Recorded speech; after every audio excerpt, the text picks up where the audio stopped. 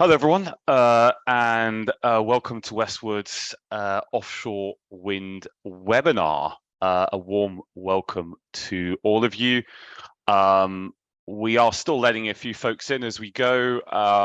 I think we've had over 400 people register for this, so we want to make sure we get everyone a chance to listen in. Some of them, I'm sure, will be able to listen to it at another time via the recording, but welcome to those who have already joined us. Great to have you here. This is essentially one of a series of events that we hold at Westwood, either virtually or in person. I think our next one after this is in Aberdeen at the end of August on creating value in the UK continental shelf. It's really interesting times. Well, in a sea that's in transition, essentially. So do take a look at our website for more info on that one, and hopefully see some of you in Aberdeen at the end of August. But today we're really focusing on offshore wind, and what an exciting time it is to be holding this. There's really a lot that's happened in the first 6 months of this year. We'll be delving into what's been going on in the market, the themes that are driving it, and what to expect going forward. In terms of logistics for this session, just so everyone's on the same page, we expect the session to last about an hour. Please use the little kind of Q&A button at the bottom of your screens for any questions. My colleagues and I will try and answer those as we either go, or we'll pick them up during the Q&A session at the end. We have left some specific time for that. The session is being recorded, and you'll be sent a link to watch the session back, or you can contact us directly if you wish to use any content from today's session. Right, so just so you know whose voices you're hearing, you'll obviously see our faces, but we'll save introductions just very briefly now. Essentially, it's myself, David Linden, Head of Energy Transition here. I'm based in London. You've got my colleagues, Peter, Bezard, and Ruth, who are all senior analysts who will be joining us as well on the call, and each taking up a section of their own. So you'll get a great chance to hear that. Peter and Bezard are based with me here in London, and Ruth is out in our Singapore office. I also just wanted to provide you with a bit of a reminder of who we are, and indeed provide you with an introduction if you don't already know us. If you could just go to the next slide, please. We are essentially a trusted, established research, analysis and advisory group in key energy industry sectors. We have offices in London, Aberdeen, Houston, and Singapore, so we do take a global view on everything. Historically, we've specialized in offshore upstream energy intelligence solutions, which we have now broadened out, if we go on to our next slide, to cover the emissions analysis, offshore wind, hydrogen, and CCS industry. So we cover essentially specialisms within that broader energy space, and specifically for new energies, that's emissions, offshore wind, hydrogen, and CCS. In fact, we've had deep roots in the offshore wind industry for something like 15 plus years already, through a lot of consulting advisory work, all the way back to the UK government, as long as that, in terms of what the offshore wind industry should look like, and have built extensive knowledge of all things offshore energy during that period of time, and it's really one of our USPs. But a couple of years ago now, we decided to formalize some of that long-standing knowledge and expertise into our Wind Logic solution, which is essentially a market intelligence tool covering the breadth of supply chain and commercial trends in the industry that you can all, of course, subscribe to. Please do reach out to us if you'd like to know more. But importantly, a lot of what you see today is actually based on essentially the data and the insight that you get from this solution.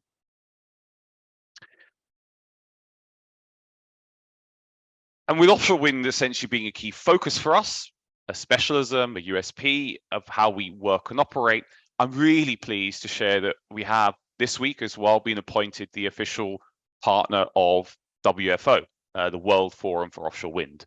WFO, if you're not already aware, is the world's only organization that's 100% focused on promoting offshore wind energy on a global scale. And we'll be working very closely with WFO and its members to help their knowledge, insight, data that the industry is looking for.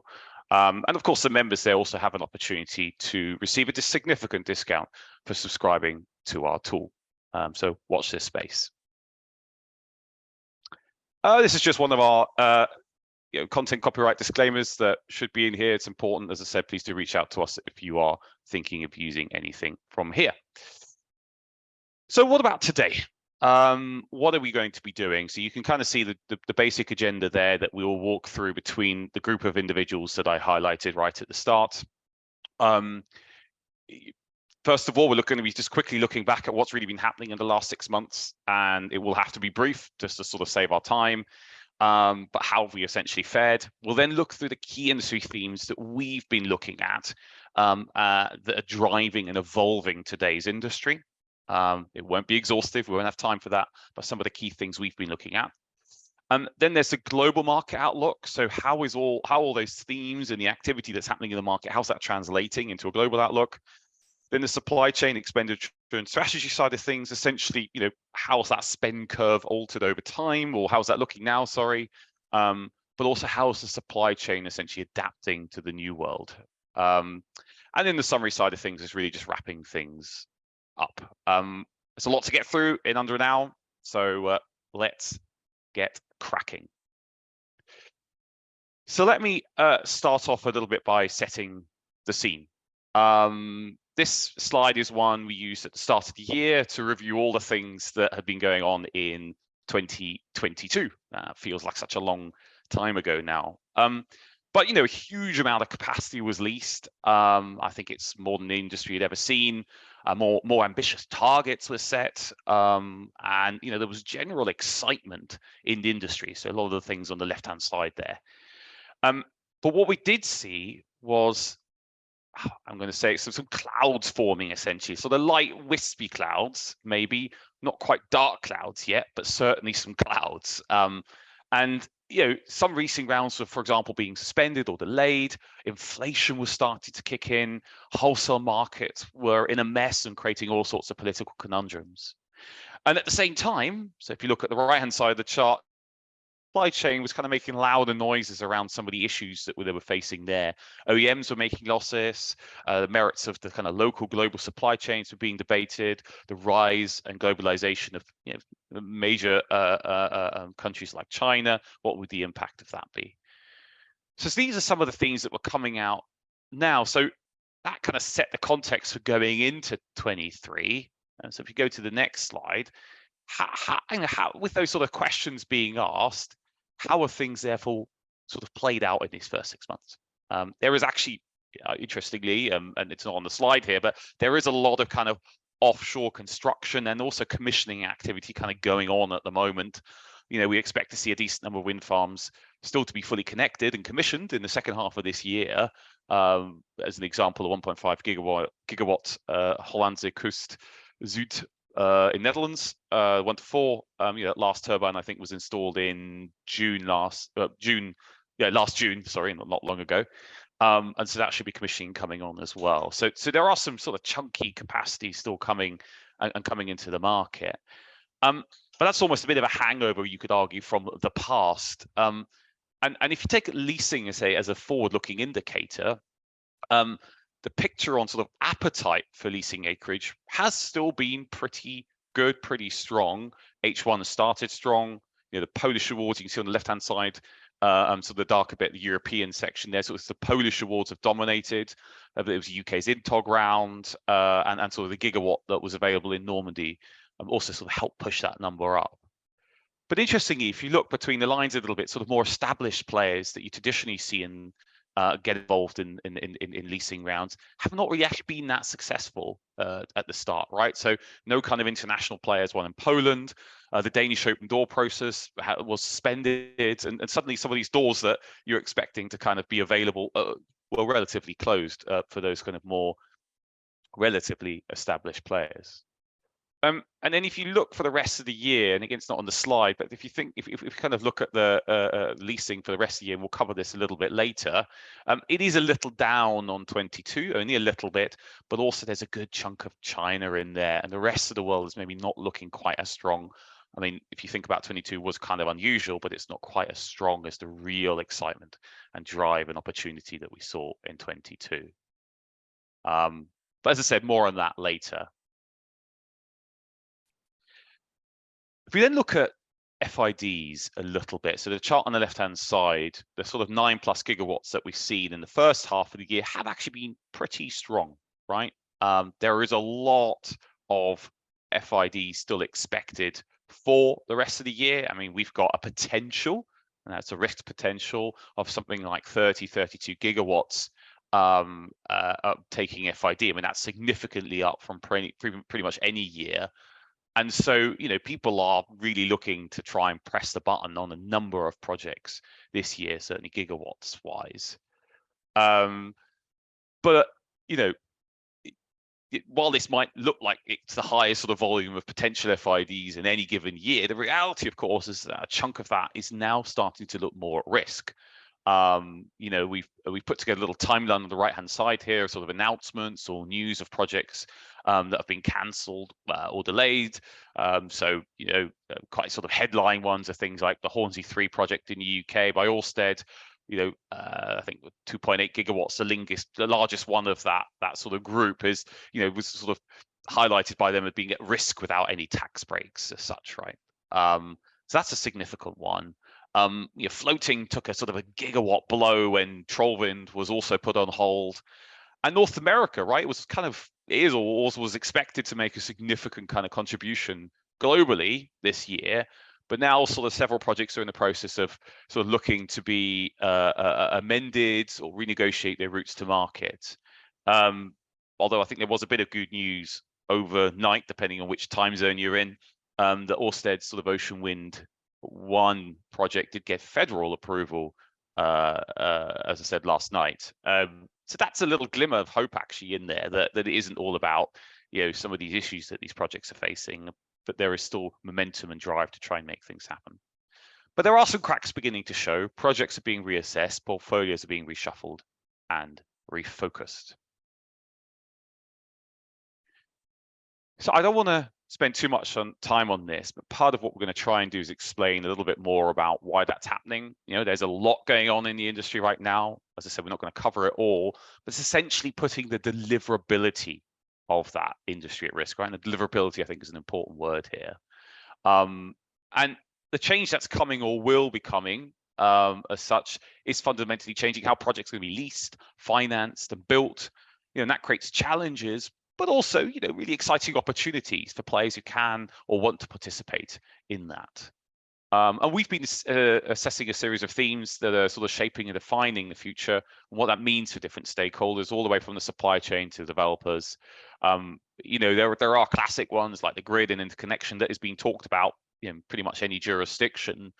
But some of the ones that we've sort of spent a bit more time on this sort of half of the year, I've sort of listed here, including kind of wider benefits or non-price factors, including things like sustainability, integration with other energies like oil and gas electrification, the evolution of the subsidy regime, how that's looking and how that links in with some of the above sort of areas, cost inflation, wrote a nice white paper on that I'm sure we'll talk about in just a minute, and just generally challenges being faced by the supply chain and the offtake side of things.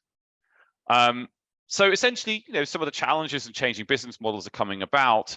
But what I'll do is I'll just pause there and I'll let my colleague Peter pick some of this up now and to get you a sense of some of those themes that we've been looking at specifically. Yes, thank you, David, and good morning to everyone who's joined us today, and I suppose good afternoon to everyone who's joining us in Asia.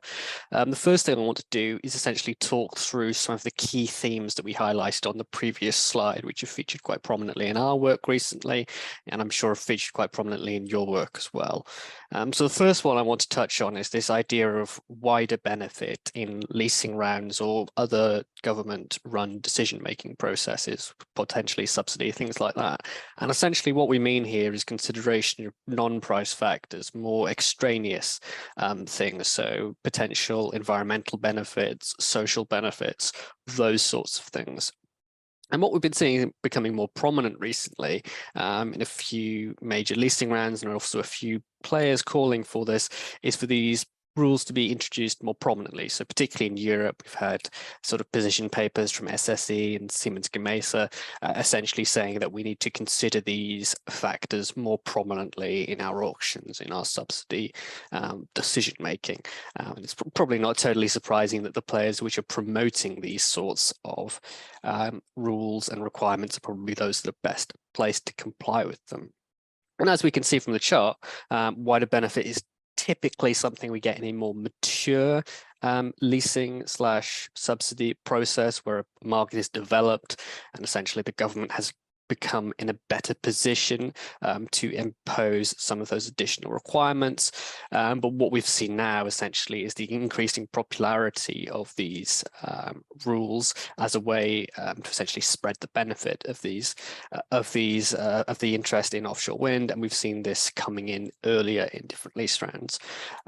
So that's what we got on the chart. Obviously, it's going to be interesting to see how some of the headwinds that we're seeing in the industry affect this now going forward. Will we see leasing rounds and auctions maybe move away from this a little bit in future if they don't get enough support and interest from developers? So that'll be one to watch over the next 6-12 months.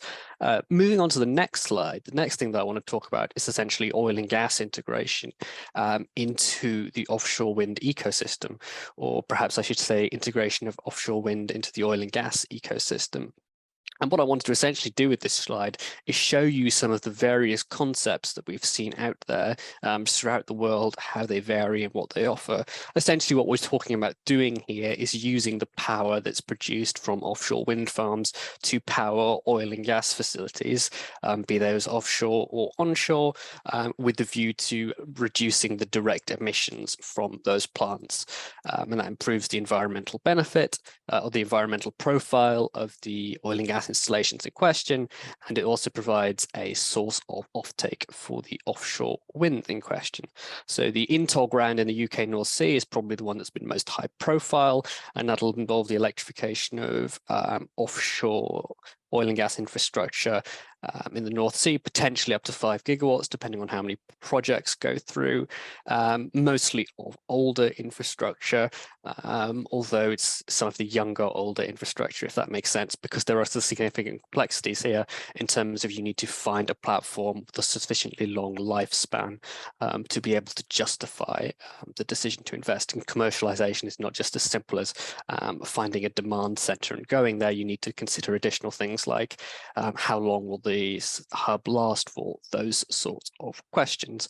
But there are projects elsewhere around the world that are a little bit more limited in scope. We've seen the electrification of a greenfield gas development of the Netherlands from the Rifkat wind farm in Germany.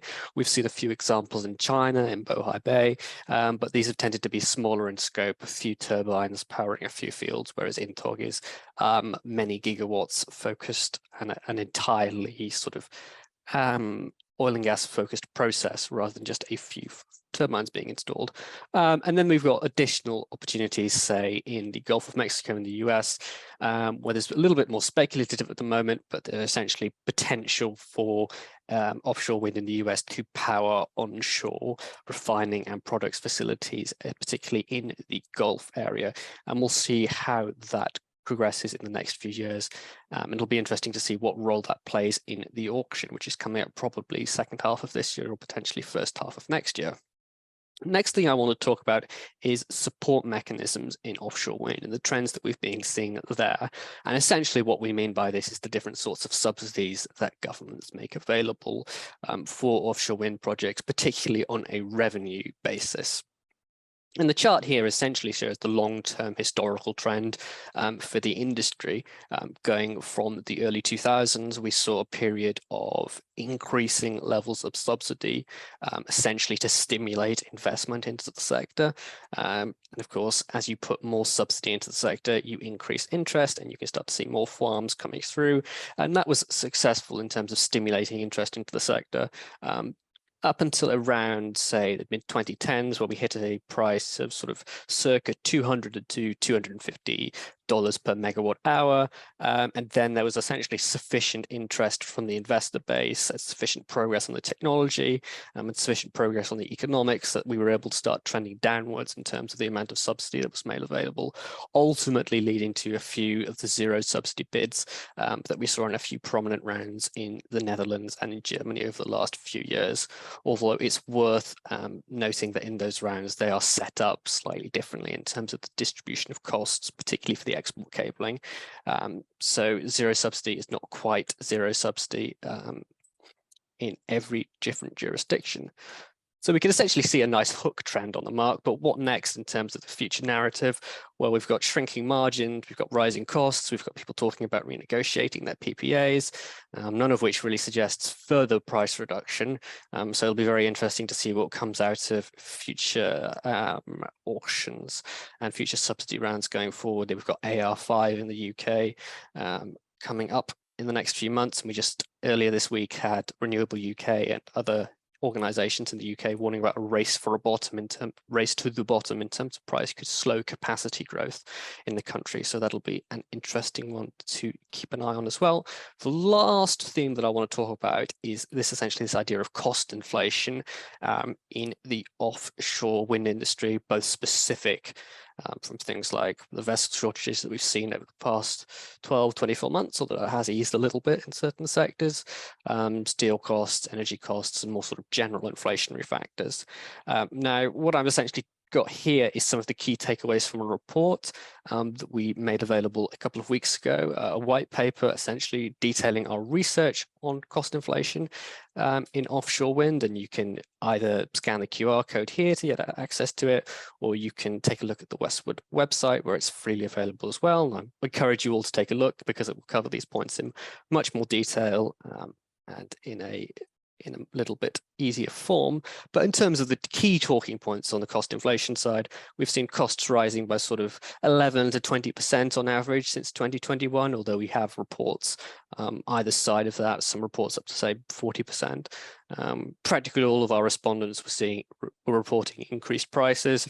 And of course, you had the natural consequences of that. So projects being reviewed, decisions being delayed, increased thoughts about whether projects were viable.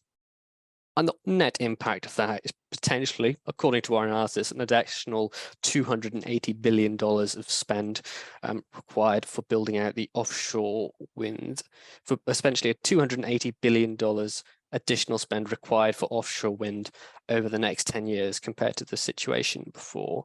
And the next two slides I'm just going to go over quite quickly. They just deal with some of the key takeaways from the report as well, which you can again all find in the report, dealing with things like breakdown of factors driving rising costs, details on repercussions, and on the next slide, the detailed information on the additional cost being added to the build out of the offshore wind industry. So what I'm going to do now essentially is hand over to my colleague Baz, who's going to take us through the global outlook section of the presentation. So Baz, over to you. Thank you very much, Peter. So let me just move on to the first slide, please. Thank you. So despite the challenges that are sort of creeping into the industry does remain cautiously enthusiastic about investing, and there's still a strong pipeline of projects that we expect to come online by 2030. So although our 2030 capacity forecast has reduced by over 10 gigawatts since the first quarter of this year, the majority of this has been due to us revising down our floating wind capacity forecast. And I'll be talking more about floating wind in detail a bit later on. Sticking with global offshore wind online capacity, it currently stands at 63.7 gigawatts, with mainland China accounting for 49% of this and the UK accounting for 21% of this operational capacity. Looking at capacity additions, 281.3 gigawatts of offshore wind capacity is forecast to come online globally by 2030. On a country level, mainland China is forecast to have the highest amount of operational capacity by 2030, with over 121 gigawatts worth of offshore wind farms. The UK is forecast to have the second highest amount with just over 50 gigawatts, and Germany will have the third highest amount with over 30 gigawatts. Aside from these three nations, operational capacity is forecast to increase across the world, and this will come from a mixture of incumbent as well as developing offshore wind markets. Countries across the world have employed net zero targets, with offshore wind acting as one of the key sources of supply to reach these targets. And looking at the graph here, I've highlighted some of the countries that have 2030 offshore wind targets. And our current forecast shows that a total of 3 countries from the graph have a high likelihood of meeting or exceeding their targets based on the current pipeline of projects that we're tracking. So these countries are the UK, Germany, and South Korea. It's worth noting that mainland China is not included sort of in this likelihood scenario, as they don't have a set countrywide 2030 target. Moving on to countries that have a medium likelihood, these include the US, Netherlands, France, Poland, and Taiwan. And currently, Japan has a low likelihood of reaching its 2030 target. With regards to splits between mature and nascent markets, we forecast that mature markets will account for 68% of global capacity by 2030. However, nascent markets will also play a key role, accounting for the remaining 32%. And in terms of countries that we currently consider to be mature wind markets, these include mainland China, the UK, Germany, the Netherlands, Denmark, and Belgium. So you can see the core of that is European. Let's move on to the next slide. So in this slide, we're sort of looking at our leasing outlook. So, David touched on what's happened so far with leasing. Over here, we'll be looking at what's yet to come. The global pipeline is set to continue to rise, with significant capacity set to be awarded via lease auctions over the remainder of 2023 and into 2024. So as already mentioned, 2022 was a huge year for global offshore wind lease awards. So 2023 is not expected to reach the unprecedented 2022 levels. However, almost 18 gigawatts has already been awarded in Europe this year, with a further 5.8 gigawatts set to be awarded in the second half of this year. Outside of Europe, over 2.3 gigawatts is set to be awarded in the rest of APAC region, and over 3.6 gigawatts is scheduled to be awarded in the Americas in 2023. 2024 lease awards are expected to be much higher than 2023, with 46.7 gigawatts of leases forecast to be awarded. Looking at the sort of map on my right-hand side, we can see significant capacity is set to be auctioned and awarded in both established and new markets. Starting with the US, BOEM has announced that it is planning to award offshore wind lease areas in the Gulf of Mexico. I believe they've completed a final environmental review and sort of they're in the next phase to potentially announce and open these leases. A total of 3 areas will be available, 2 of which will be offshore Galveston, Texas, and 1 will be located offshore Lake Charles, Louisiana. In the UK, we still have the 4 gigawatt Celtic Sea floating wind lease round to come. Crown States recently announced that they've reached the next steps with regards to the leasing round and have made some potential modifications with developer involvement, and they're still planning to, I believe, launch this lease by the end of this year. Over in Germany, a total of 7 gigawatts of offshore wind leases are currently in the tendering stage. And in the Netherlands, 4 gigawatts of projects located across the IJmuiden Veer sites 1 to 4 are scheduled to be put out to tender by the end of 2023. With plans to award these in 2024. Sticking with Europe, Norway has launched its first offshore wind tenders. These are for the 1.5 gigawatt Solid Nordsø 2 Phase 1 fixed bottom lease site, as well as the 1.5 gigawatt Osteria Nord floating wind lease areas. And Osteria Nord is made up of 3 separate areas. Finally, in the APAC region, Australia is currently in the tendering phase of leasing capacity in the Gippsland Bay area, and Taiwan is set to launch phase 2 of its round 3 auctions, as well as its first ever floating wind auction this year. Now in this slide, we'll be focusing on the mix of companies that are expected to make investments in projects up until the end of the decade and the countries that these investments will be made in. So excluding mainland China, the top 15 stakeholders of projects that are forecast to come online by 2030 are a mixture of what we consider renewable energy developers, companies that have oil and gas assets, companies that are owned by investment asset management firms, and finally utilities. So of these company types, the majority investments are expected to come from renewable energy developers. 71% of the capacity that is held by top 15 stakeholders are attributed to these type of companies. Asset management backed companies account for 26%. Oil and gas asset holders account for 16%, and utilities just make up 3% of the current top 15. And in terms of where these projects owned by these developers are located, we can see from the map that the UK and US are the top 2 countries. So a total of 11 out of the top 15 companies have shares in projects located in the UK, whilst in the US, 7 of these companies have stakes in projects. So there isn't so much a mixture in the types of companies in terms of where they're investing. It seems to be more all the different types of companies are focused in sort of specific markets. And it's worth noting that some of the countries shown in this map, as mentioned, currently have auctions taking place or are planned in the near term.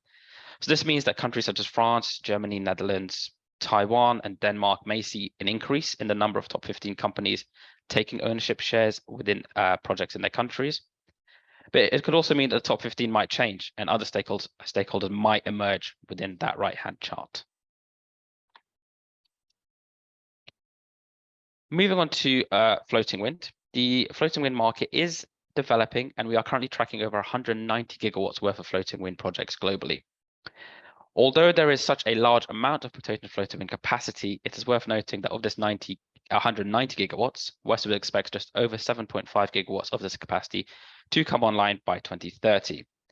So to put this into perspective, the 7.5 gigawatts of capacity will only account for 2% of the total 2030 offshore wind installed base that we are forecasting. We have recently revised down our floating wind forecasted capacity for 2030 due to the slow progress in the development of floating wind projects, as well as several challenges, as mentioned, that the market will need to overcome. And I'll be going over these challenges in the next slide with a particular focus on the specific challenges floating wind faces. In terms of the data that you can see here, we forecast that commercial scale projects will begin coming online towards the end of the decade, with most of the floating wind pipeline becoming operational from 2030 onwards. On a country basis, South Korea has forecast the highest amount of operational capacity by 2030, accounting for 28% of the 2030 installed capacity. Now, looking at the pie chart and the breakdown of the type of companies that have ownership shares in floating wind projects, it is quite interesting to note that the majority of these companies are what we'd consider sort of newer entrants into the offshore wind market. So 72% of companies that have stakes in floating wind projects currently don't have any fixed bottom or floating projects that are in the operational or under construction phase. Finally, looking at oil and gas companies, although their involvement can assist the floating wind market to grow due to their experience in floating wind platforms in the oil and gas sector, it's worth noting that the majority of their capacity shares make up only 7% of the total global floating wind pipeline that we're currently tracking.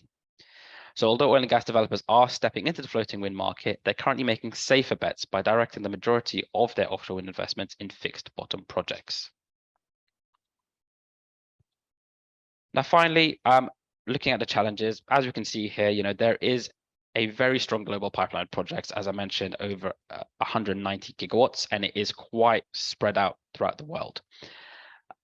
However, although there is such a large pipeline, the vast majority of this pipeline are in countries that are still in the early stages of developing what we'd consider their overall offshore wind market.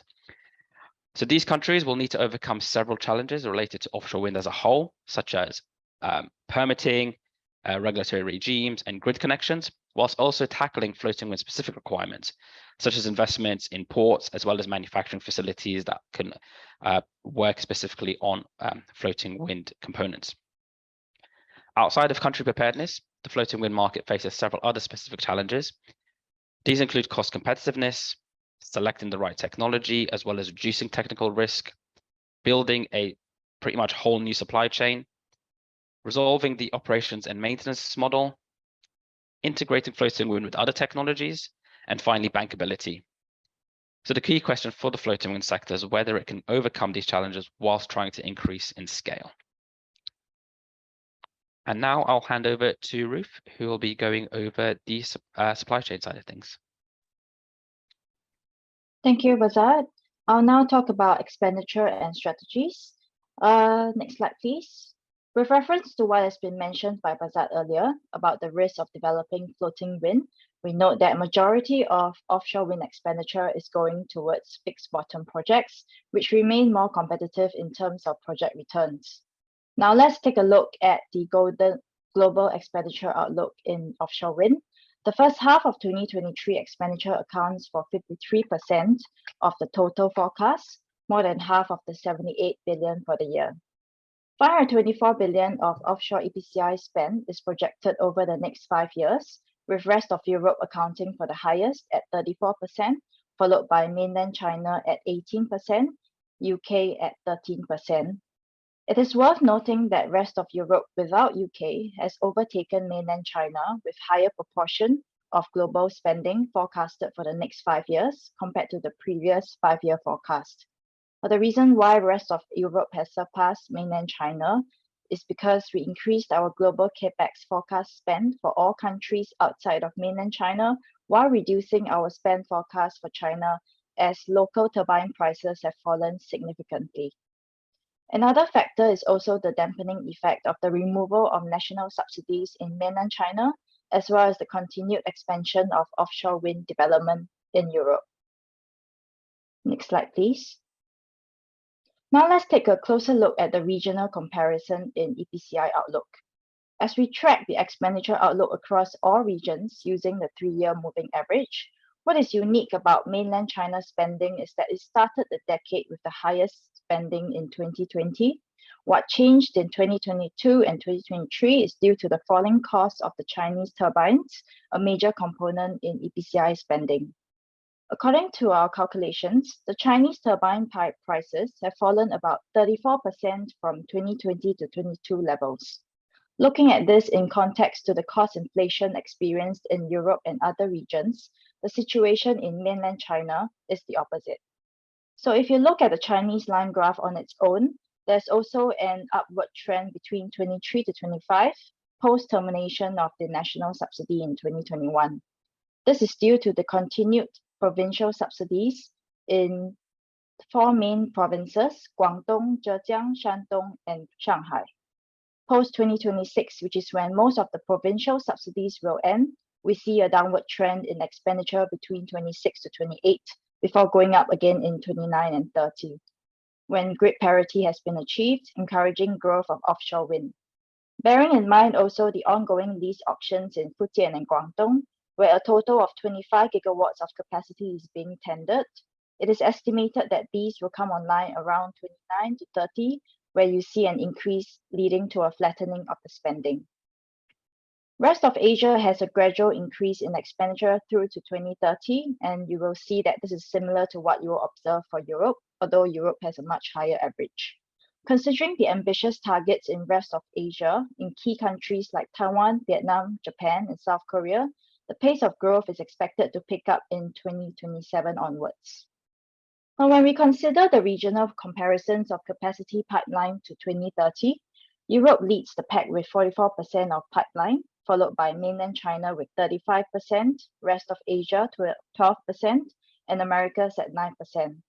Besides the established countries such as UK, Germany, Netherlands, and Denmark, up-and-coming countries like Ireland, Poland, and Finland are expanding their offshore wind developments, as we have heard about the ongoing auctions mentioned earlier by the other speakers. And lastly, Americas is ramping up its offshore wind development to 2030. A significant contributor is Brazil, and we're closely monitoring the development of their offshore wind sector, so this spend forecast may potentially shift to the right. A new version of the country's offshore wind roadmap was released earlier this week, and the government is aiming to pass a regulatory framework for offshore wind and green hydrogen by the end of this year. Some of the key FIDs that we are watching out for this year includes the East Anglia 3, Inchcape projects in the UK, as well as the Hai Long project in Taiwan. In particular, the Hai Long project in Taiwan has had its FID delayed. According to Northland Power, the project financing is progressing towards financial close in 2023, although slower and more challenging conditions than expected due to market-specific factors. Northland has also signed an amendment that extended the CPPA tenure by 2 years from 20 to 22 years. We are also expecting an FID for Baltic Power, which is developed by PKN Orlen. They are in the process of finalizing contracts with suppliers for key components, and due to the inflationary environment, the total project cost is will be exceeding the current expected range of 5 to 6 billion. Next slide, please. So having looked at the demand outlook, let us now look at the response of the global supply chain towards the offshore wind expenditure. Approximately 19 new built WTIVs are expected to enter the market over the next 4 years, some of which have been specifically built for markets including the US. What is worth highlighting would be the novel installation concepts which are being put forth by new WTIV players, which includes the feeder dock and blue tech examples. The vessel market is changing, with both developers and supply chain employing new strategies. Developers are starting to settle for long-term charters to ensure deliverability. For example, RWE has entered into a long-term contract with Jan de Nul for 2 WTIVs to be used for current and future offshore wind projects. It also includes a service agreement where Jan de Nul will provide installation support and services, and this move by RWE will allow them to ensure vessel availability for their projects when offshore construction starts. Now, in terms of supply chain, we recently heard from Kedler and Netty, who have signed a merger agreement to form a new offshore wind installation company. This will allow them to operate more efficiently and handle larger projects. The merger is expected to close later this year. And on the APEC side of things, localization of WTIVs is a key theme, where South Korea, Japan, and Taiwan recently launched or delivered homemade WTIVs. For example, in Japan, Shimizu Corporation took delivery of Blue Wind WTIV from Japan Marine United Shipyard. It will work on the Naizen wind farm, followed by the Ishikari Bay Port project. In South Korea, we have the Hyundai Frontier WTIV, which has been launched recently by Hyundai Engineering and Steel Industries. It will begin working on the Jeju Helim wind farm. And lastly, this week, we have just heard from Taiwan. The heavy lift crane vessel Green Jade has been delivered from CSBC Corporation Shipyard. It will begin working around August on the Zhongnan project in Taiwan. Next slide, please. So we now examine the market entry strategies of international original equipment manufacturers in APEC, a region which is expanding offshore wind rapidly. The green boxes indicate solid investment from market entrants. Partnerships with local players have resulted in the actual output of wind farm equipment. For instance, in terms of turbines, Siemens Gamesa and Vestas have invested substantially in Taiwan, and another significant collaboration is the Century Blade Foundation. The light brown boxes indicate partnerships that are still at the MOU stage or strategic partnership stage. Notice GE has chosen to set up strategic partnerships in Japan and South Korea, but has not moved beyond strategic partnership stage. And lastly, the dark brown boxes indicate collaborations of a certain significant investment, such as in a joint venture stage. We note that NKT recently announced its intention to set up a JV with Huasing Lihua to target the offshore cables market in Taiwan and in the region. According to NKT, the JV is targeting to deliver enough output to support 3 offshore wind projects in Taiwan per annum. Now, briefly, let's just talk about the challenges of developing a sustainable supply chain in APEC. Firstly, of course, we know that market maturity is a key factor in APEC, as offshore wind is just starting to expand outside mainland China. Cost inflation remains a global challenge, and developers are focusing on the bankability of their projects, adding extra complexity to commercial negotiations. Third on the list is localization and deliverability of national capacity targets. I put these together as they have implications on regulations imposed on industry. The fast evolving regulations for offshore wind development is a result of the quest to achieve national capacity targets. Japan, for instance, has included the speed of bringing projects online a key criteria for their auction, which closed recently. Similarly, Taiwan's regulations are fast evolving to include palatable localization rules for developers to balance costs with fulfilling the requirements. And lastly, the supply-based transparency, which is something very difficult to achieve, but it appears if you examine the turbine market in Asia Pacific, Each turbine manufacturer has chosen their supply bases and their strategies made known. As supply chains are brought closer together geographically, regional hubs of interconnected economic activities are emerging. Coordinated and complementary hubs in the region can enable shared prosperity by increasing productivity and export competitiveness while decreasing the rivalry pressures that restrain offshore wind growth. So out of these challenges, we see an opportunity in adopting a regional approach, a strategy we are hearing more often now that Asia-Pacific offshore wind is growing rapidly. The benefits to be gotten are not without the challenges we have discussed here. So I've now concluded my section. Let me pass it on to David for the summary.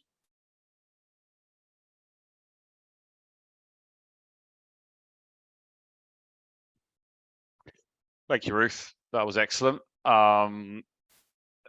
Essentially, I mean, that was a lot of information, I guess, that we put across to you there. And I guess that's a definition of, or an indication really, of how much is going on in the industry. But sometimes it's nice to consolidate these things into a few couple of bullets just to really give you some of those kind of pithy takeaways that hopefully you got out of what we've been talking about here.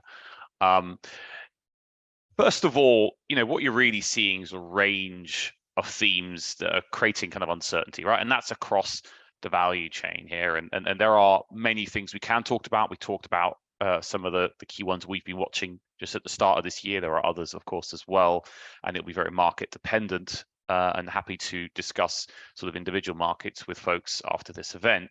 But essentially, it's risking deliverability, right? Deliverability is a key point here with the big targets that we've got. That's now looking a little bit more at risk. And so you're going to see changes in offshore wind business models, that are going to lead to challenges, as I said, in delivering, but also opportunity, right? A lot of this is solvable, and the question then starts to come about as to what essentially is the way that you're going to solve some of this. It becomes quite political, but also there's innovation opportunities here, and many other kind of essentially positive ways of dealing with this question. And despite those challenges, right, there are things going on. The industry kind of does remain cautiously enthusiastic about investing in projects and in the pipeline. Leasing isn't exactly going away. People are still excited to get involved. They're building big teams. There are definitely some downward revisions to our view, though, right? So we shouldn't shy away from that fact. Things are moving a little bit to the right.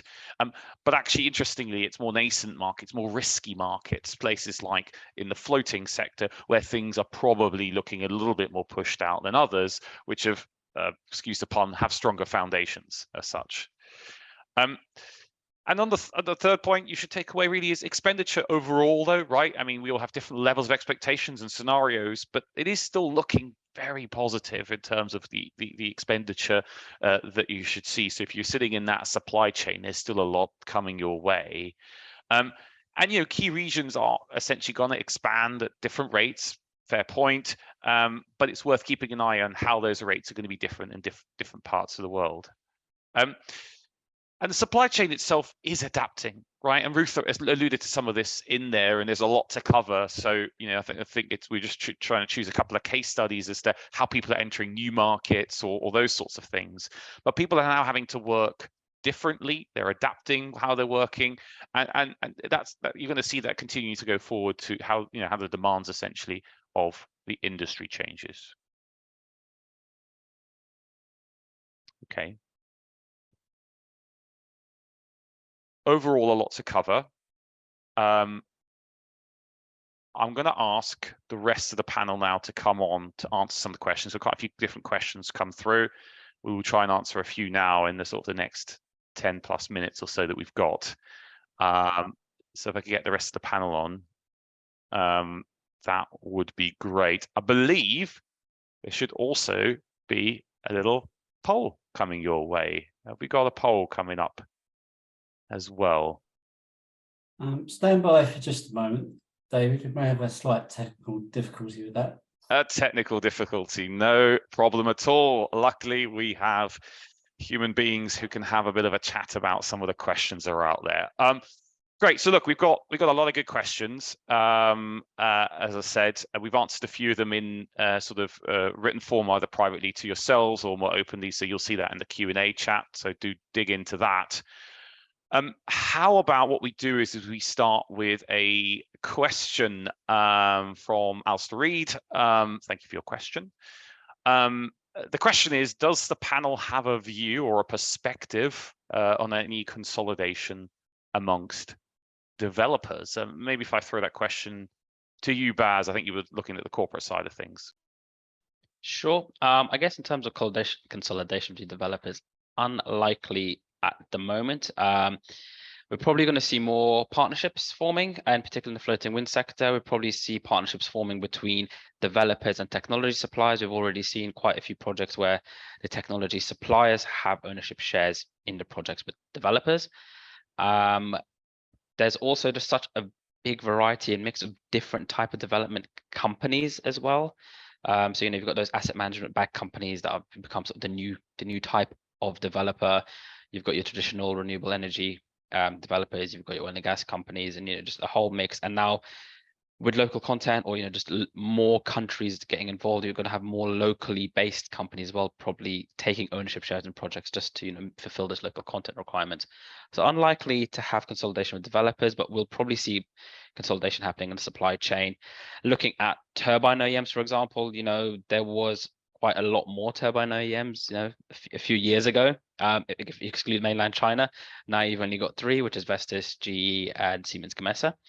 And as Ruth mentioned, you've got an example right there of Eneti and Cadler coming together to form its own, specialist offshore wind installation company. So we'll probably be seeing it more within the supply chain, where you'll have companies bonding together, coming together, and it already has been happening in supply chain as well, with foundation manufacturers, for example, Navantia Windar Consortium. That's just one example. You got, I believe, Blatt and EW work together quite a lot as well. So maybe not formalized companies, but consortiums, etc.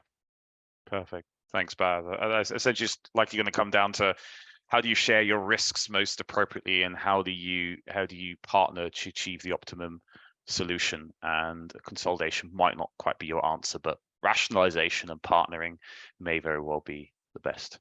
Hope that answered your question, Alistair. Do reach out to us afterwards if you've got a further up question on that one.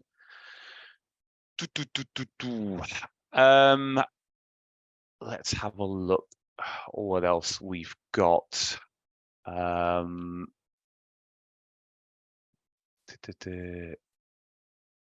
So do you feel that new build WTIVs and SOV activities keeping pace with demand, or do you see any bottlenecks coming up? That was a question by Paul Deere.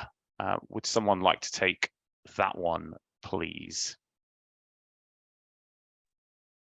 Yeah, I mean, in terms of, I guess, new build SOVs, WTIVs, we can give you the more detailed answer when we reach out to our vessels team about that.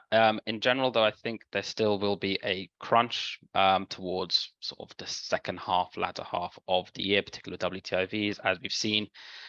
There's a lot more newer countries getting involved. So there's that's one factor. So there'll be competition there. But another factor, I think, if you look at America, for example, America has its own specific rules for vessels, the Jones Act, which basically essentially means that the vessels have to be not just US flagged, that you have to be US crewed, US built.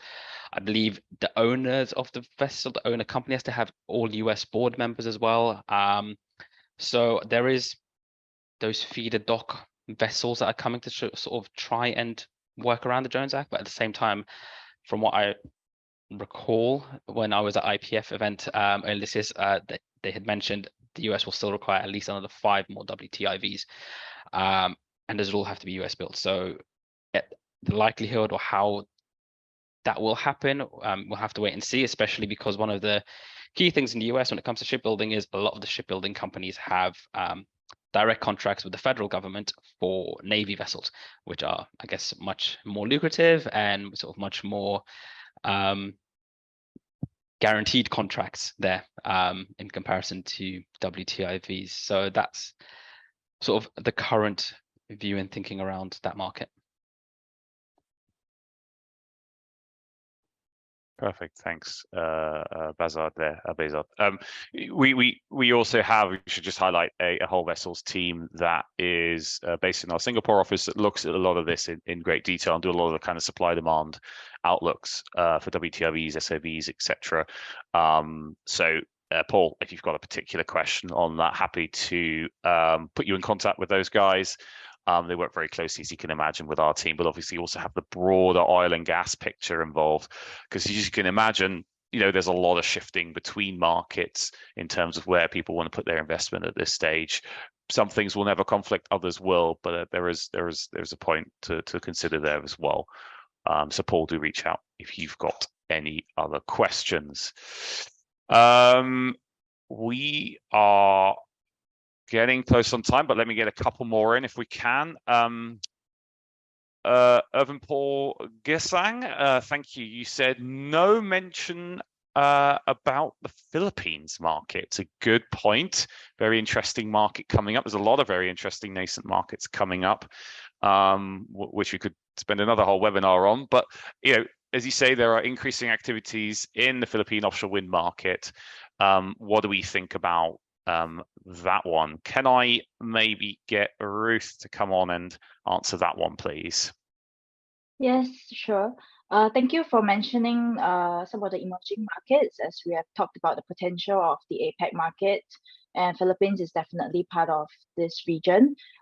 We currently forecast the pipeline that Philippines has till 2030 is about 2 gigawatts, which is potentially going online in 2030.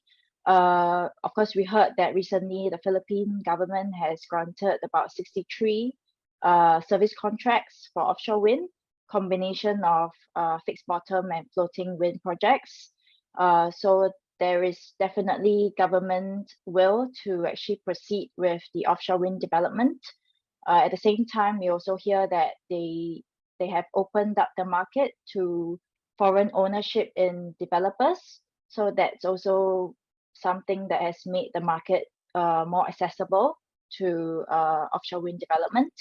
So we currently forecast that the activities will start to pick up 2028 onwards. But of course, that remains to be monitored, because ultimately this is a new market and there is no supply chain that is ready to take on the development of the projects. So this is something we are monitoring closely to see if it will achieve its 2 gigawatt pipeline by 2030. I hope I've answered your question. Feel free to contact me if you want to discuss this further.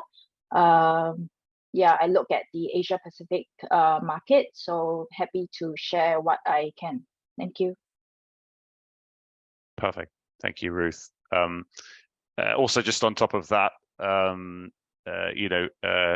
Ruth travels a lot throughout the region as well. So you might see her in some of the conferences that are there. And we also hold have a podcast, actually, right, where we've talked recently, had an offshore wind mini series where we've talked to people like the World Bank, also have looked at what are emerging markets looking like and what are some of the things you need to make those happen. So if anyone who's really interested in some of those markets that are really, into the future, maybe Philippines is already on the go, but let's talk about, let's say, Colombia or other markets. Listening to maybe some of the other voices of the industry that we talk to, but we want to bring onto a podcast, that might be of interest to you as well. So, and look, Gareth has popped in the link there, so feel free to listen to that as well. I think there was a question right at the start that I think we didn't necessarily answer. So let me just get to that one now. We had a question on the current Celtic Sea licensing process in South Wales and Cornwall. That's in the UK for our international audience, has set out the need for applicants to affiliate with ports. So it's a really interesting development in the leasing kind of process there. Is this trend being seen elsewhere? Maybe Peter, why don't you maybe answer that one if possible? Yeah, so that's an interesting one. It'll be really interesting to see what the actual details are in terms of this port affiliation requirement that the Crown Estate's putting out there. Obviously, most developers have a port in mind for when they start their development, but I think really what we're looking at here is probably more of an effort to get an earlier level of coordination within the industry, essentially to build up the supply chain, the local supply chain, as quickly as possible.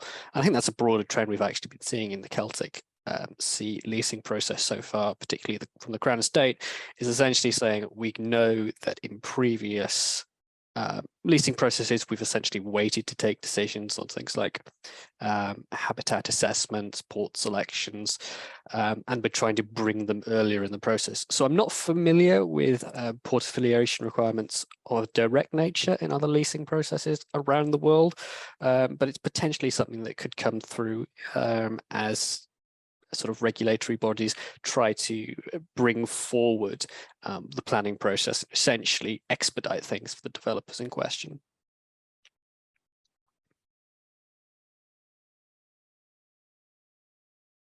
So perfect, thank you. I was on mute. Classic answer. So, okay, look, we are over time and we have not answered, well, there's another 10 plus questions or so to get through. So we won't have time for those, so apologies. What we will do is we will get, I think we've got your contact details, so we'll get some written answers to you and reach out to you directly for the individuals who did ask questions. So don't worry, your questions won't go unanswered as such. And as we're slightly over time, we will sort of stop the formal part of the presentation and question and answer now. And what we are going to do, there was, if you saw a poll that came up, there are a good chunk of you who actually wanted to have a quick demo as well of our product. It'll be a kind of a cursory demo as such, because we appreciate everyone's short on time, but just to give you a sense of the WindLogix tool, now's the opportunity for you to see that. Thank you to folks who aren't sticking around any longer. Great questions. Hope you enjoyed things. There'll be a recording on its way afterwards, and you'll have our contact details, so please do reach out if you've got any other questions.